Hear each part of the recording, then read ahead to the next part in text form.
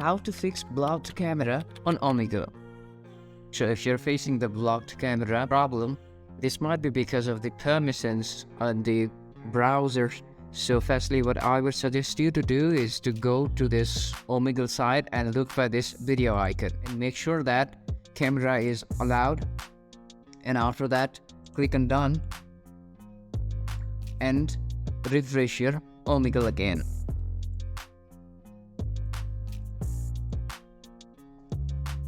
And here you can see the problem is eradicated. And the next thing to do is to go to your browser settings, and on the search settings, search bar site settings. And after that, here you can see omegle.com, click on the option and make sure that camera is allowed. Or you can reset the permissions and make sure that camera and microphone is allowed. So that's it. This is how you fix camera blocked on Omegle.